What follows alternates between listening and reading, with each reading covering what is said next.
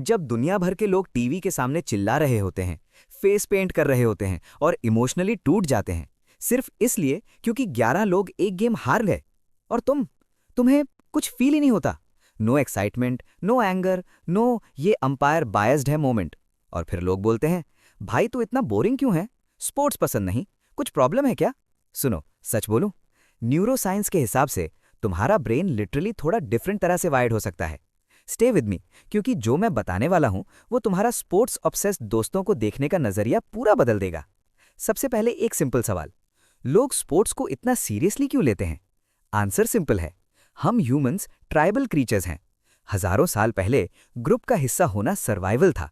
अकेले रहे तो मरे, ग्रुप में रहे तो बचे। और आज प्रेडेटर्स नहीं हैं, पर ट्राइब्स अब भी हैं, बस अब उनका नाम है टीम्स। जब कोई अपनी फेवरेट टीम देखता है, उसके ब्रेन में ऑक्सीटोसिन रिलीज होता है, सेम हार्मोन जो फैमिली बॉन्डिंग के टाइम होता है। क्रेजी लग रहा है ना? मतलब हमारा ब्रेन उन प्लेयर्स को अपना क्लैन मान लेता है, चाहे वो मिलियनेयर हो और तुम्हारा नाम तक न जानते हो।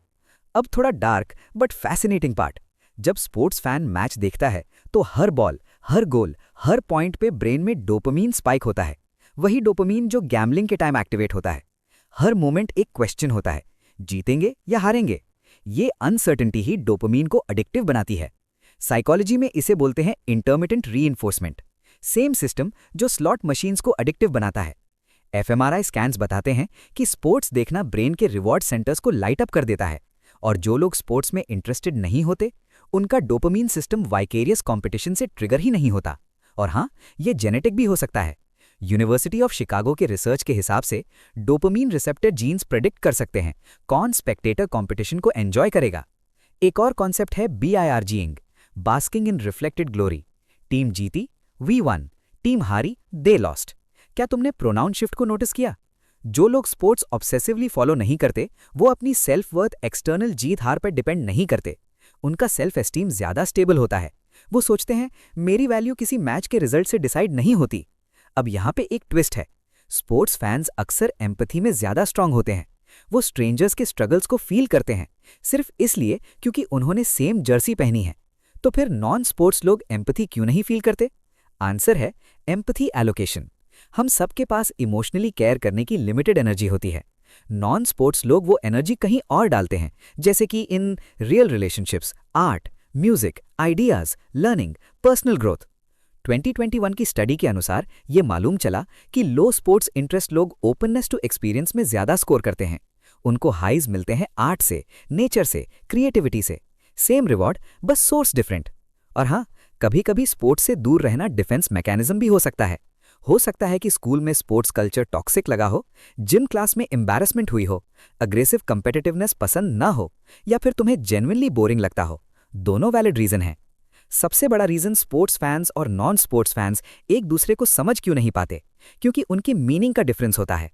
स्पोर्ट्स फैंस मीनिंग ढूंढते हैं स्टोरीज में, अंडरडॉग, कमबैक, राइवलरी में।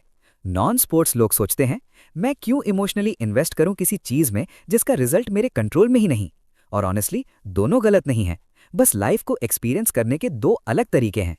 रिसर्चर्स इसे बोलते हैं parasocial investment versus direct engagement. Sports fans spectators बनकर इमोशन इन्वेस्ट करते हैं।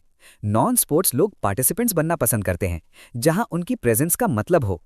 साइकोलॉजिस्ट मिखाली चिक्सिंट-मिहाली के हिसाब से फ्लो स्टेट किसी भी एक्टिविटी से आ सकता है, किसी के लिए मैच तो किसी के लिए कुछ और। और एक क्वाइट ट्रूथ, जो लोग स्पोर्ट्स ऑब्सेसिवली फॉलो नहीं करते, वो अक्सर बोलते हैं कि वो अपनी लाइफ में ज्यादा प्रेजेंट फील करते हैं। वो हर संडे किसी और की फाइट नहीं जी रहे, वो अपनी लाइफ जी रहे हैं। तो इसका मतलब क्या हुआ? अगर तुम स्पोर्ट्स में इंटरेस्टेड नहीं हो तो तुम ब्रोकन नहीं हो, तुम बोरिंग नहीं हो, तुम बस डिफरेंट गेम खेल रहे हो।